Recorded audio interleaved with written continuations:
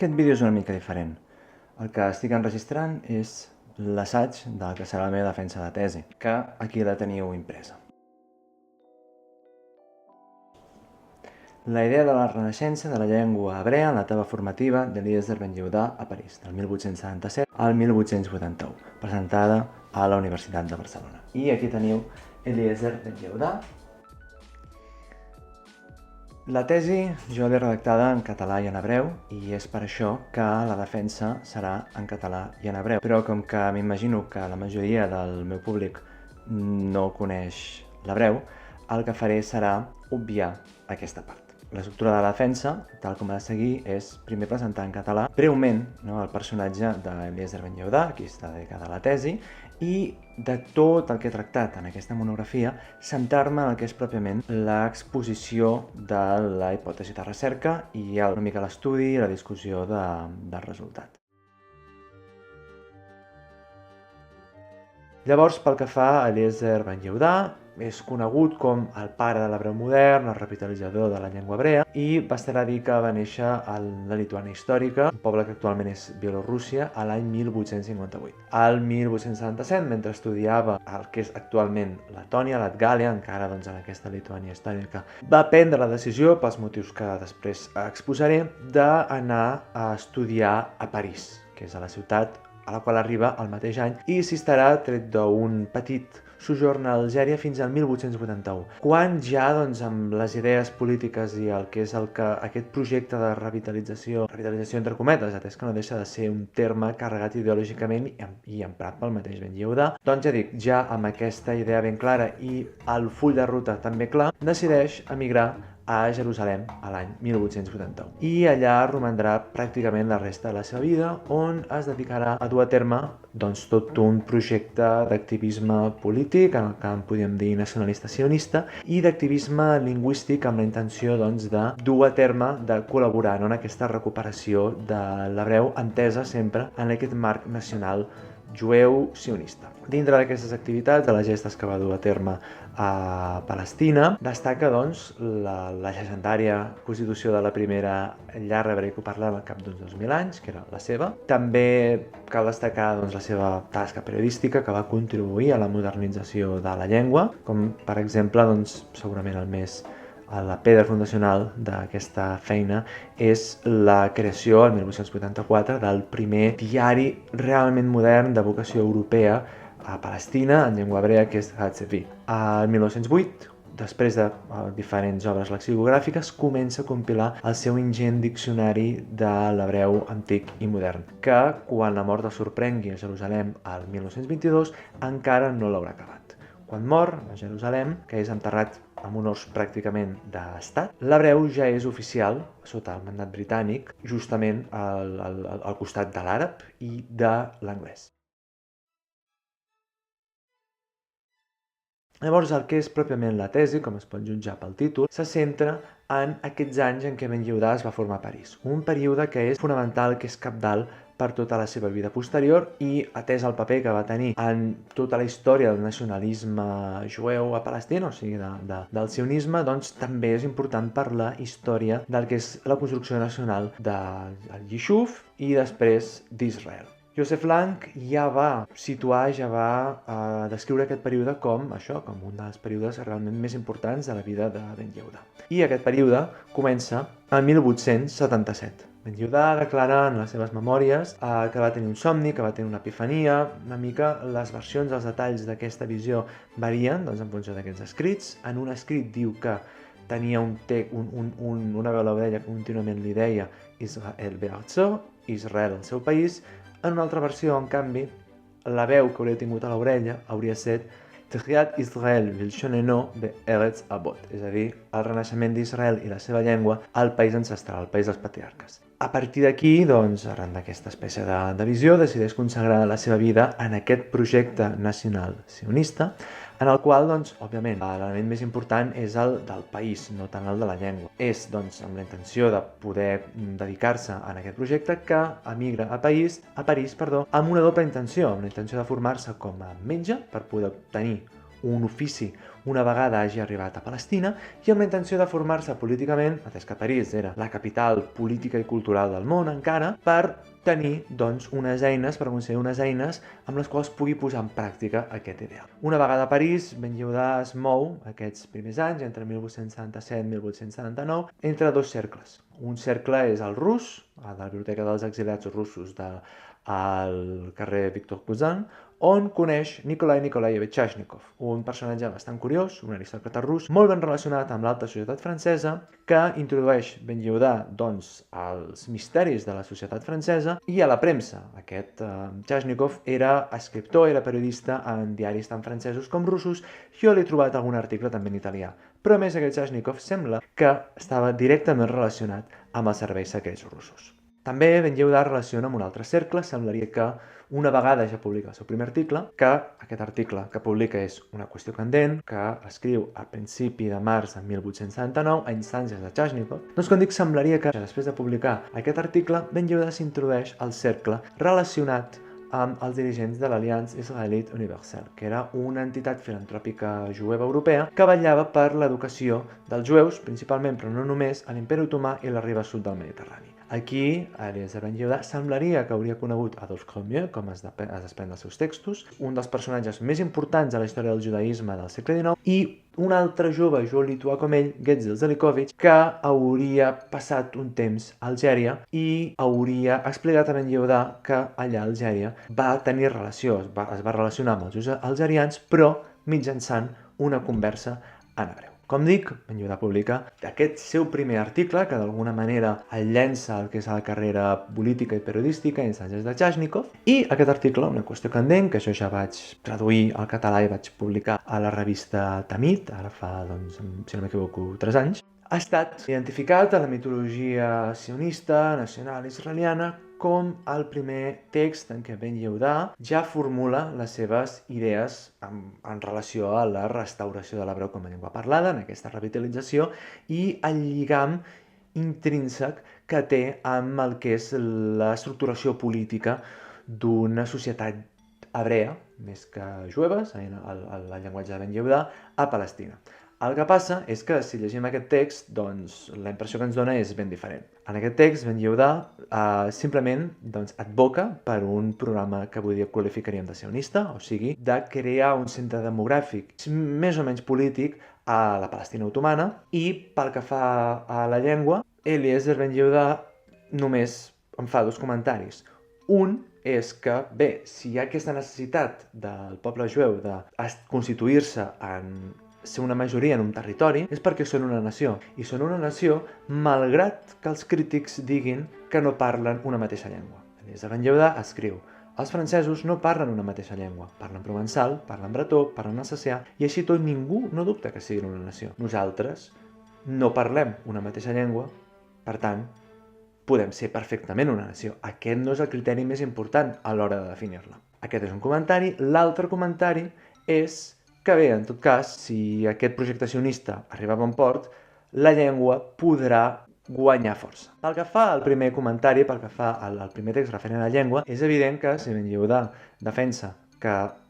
la llengua, compartir una llengua nacional, una llengua comuna, no és un requisit per poder parlar d'una nació, doncs, òbviament, aquí Ben Yehuda no pot estar fent campanya per una revitalització de l'hebreu entesa en termes nacionals. Pel que fa a aquest altre segon text, Ben Yehuda parla d'un renaixement lingüístic, però que més que un renaixement lingüístic és un renaixement literari, perfectament en la línia dels textos, els pròlegs de les traduccions a l'escala o il·lustració lituana, que cal entendre d'alguna manera com un romanticisme jueu, una mica un moviment renaixentista purament belletrístic, que hauria estat l'origen de poesia en hebreu, poesia, traduccions d'obres europees, també novel·les, i bé, un dels primers moviments en una literatura laica escrita en hebreu. En tot cas, el que sí que ens podem fixar és que Ben Yehuda supedita aquest projecte lingüístic, més ben dit literari, al seu projecte polític sionista. Mandel va observar als anys 80, i després s'hi va tornar a referir als 90, que, evidentment, aquest text no té aquest paper, no hi ha aquesta defensa per la restitució de l'hebreu com a llengua parlada. Diu que si de cas aquesta defensa de la restitució de l'hebreu com a llengua parlada entesa com a llengua nacional dels jueus no apareix formulat explícitament fins al 1880, al setembre d'aquell any, a l'article de Gelaleo Millut, que jo tradueixo per la senyera de la nacionalitat. Aquí Ben Yehuda diu que la nacionalitat té 3 pilars: una llengua nacional, una pàtria i una educació o il·lustració nacional, a escala leumit. Per tant, en funció d'això que observa Mandel, queda clar que hi ha una evolució en el pensament de Ben Yehuda. I aquest primer article, amb aquesta referència literària i aquesta incidència en l'assentament, la colonització de Palestina, quedaria més pròxim d'aquest somni del 1877 i potser es podria parlar d'un primer període de pensament de Ben Yehuda des del 1877 fins al 1879 o potser una mica més enllà. En tot cas, Mandel indica que hi ha un canvi que s'observaria al 1880, tot i que ell ja n'observa indicis al setembre del 79, i que això seria un segon període ja molt més pròxim i que acabaria confluint, doncs, conformant més que confluint aquesta idea de la revitalització de la llengua parlada, de l'hebreu com a llengua parlada, que Ben Yehuda ja posaria en pràctica només arribar a Palestina. Intentar indagar les causes d'aquesta evolució, d'aquest canvi, és una cosa que no s'ha fet. I en cas que s'hagués fet, la veritat és que la majoria dels autors que han tractat aquesta qüestió d'anys de joventut de Ben Yehuda han agafat edicions que són parcials, és a dir, edicions que no contenen tots els articles que ell va publicar a París. Que és més, aquesta llista no s'ha tingut fins al 1998, quan Joseph Lang va publicar una llista sencera en què descobria certs articles que no estaven inventariats. Per tant, des d'un punt de vista científic, hi ha una necessitat, penso jo, d'intentar escatir les causes d'aquest canvi i, a més, és necessari fer-ho avui dia perquè la bibliografia que ha tractat aquest tema, que va ser sobretot als anys, hi ha l'obra de Feldman dels anys 70, després, com dic, hi ha Mandel dels 80-90, són obres anteriors a aquesta llista de Lang. Hi ha l'obra també de Roncousar, però Roncousar no cita els articles de Lang i tampoc s'hi dedica d'una manera gaire profunda en aquests anys. I ara és quan jo vinc a formular la meva hipòtesi de recerca per intentar explicar aquest canvi. I és que a mi em sorprèn molt, em crida molt l'atenció que precisament Mandel hagués observat que aquest canvi en les idees de Ben Yehuda en relació a la llengua passés per l'educació. I precisament passés per l'educació entre els anys 1879 i 1880 a París, quan França, el que és el Parlament francès i el que és la societat francesa, es troba en un profund debat sobre l'educació i les lleis educatives. Jules Ferry, que arriba al càrrec de ministre d'Educació a començaments del 1879, comença una autèntica ofensiva legal per crear un ensenyament francès, nacional francès, en francès, laic, gratuït i universal, contra, sobretot, els religiosos, que eren els qui ostentaven el monopoli de l'educació a França en tots els seus estadis, en tots els seus graus, des de la primària fins a la universitat. El perquè d'aquesta ofensiva, per entendre-la, cal remuntar-se a la derrota de Sedan a la guerra franco-prussiana, que va ser una doble humiliació pels francesos. Per una banda, l'amputació, que va ser viscuda d'aquesta manera, d'Alsàcia-Lorena, la derrota contra Bismarck i, a més, el caos i l'anarquia derivades de la Comuna de París i de les comunes d'altres ciutats com Tolosa, Lió o Marsella. En aquest context es va proclamar república, un règim que en un principi era vist com a provisional i que de fet no es va poder afiançar fins després de la crisi de maig de 1877, quan els republicans van arribar al poder. I és en aquest moment quan Jules Ferry es proposa de crear una educació que sigui de les millors del món per una banda, perquè es deia que els alemanys havien guanyat la guerra perquè tenien millor educació, i també perquè és una manera de crear un sentiment d'unitat nacional que, d'alguna manera, eviti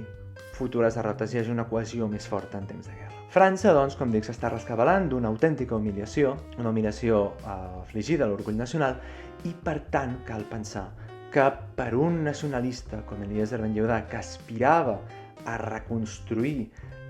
la nacionalitat jueva, França es presentava com un molt bon model. Tanmateix, Ben Yehuda, en les seves memòries, no menciona Jules Ferry ni cap de les seves lleis.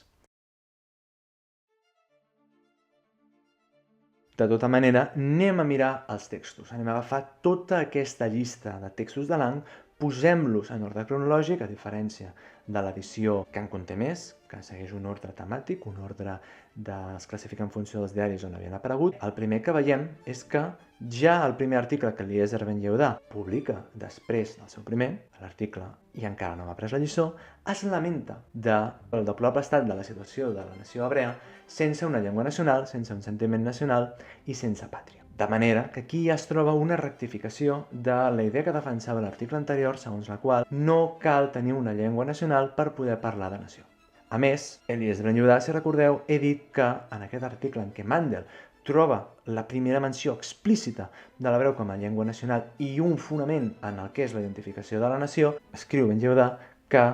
un d'aquests fonaments és justament l'educació o il·lustració nacional. Jules Ferry era ministre de il·lustració, educació popular, en aquells moments a França, seguint la terminologia que fa servir Ben Yehudà. Què més tenim si observem tots aquests textos? Doncs justament tenim una sèrie d'articles, cròniques polítiques i socials que Ben Yehudà havia publicat al diari Habat-Zelet, un diari escrit en hebreu de Palestina,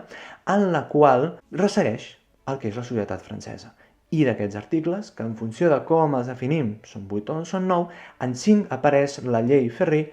i apareix sempre en termes de lloança, i quan no apareix la llei Ferry en aquests textos, apareix Jules Ferry en termes pràcticament d'elogi com l'única persona que pot salvar o que sap com dirigir França en aquest moment. Hi ha en aquests articles, si l'estudiem cronològicament, una correspondència lèxica, retòrica, entre els termes, la descripció, la situació en què es troba el poble francès i la situació en què es troba el poble jueu. Amb la qual cosa, pel lector, sembla que, és a dir, s'estableix un paral·lel implícit, que en alguns casos és més explícit, quan, per exemple, Eliezer Ben Yehudà compara la festa nacional de França amb el que hauria de ser la festa nacional dels jueus de Palestina.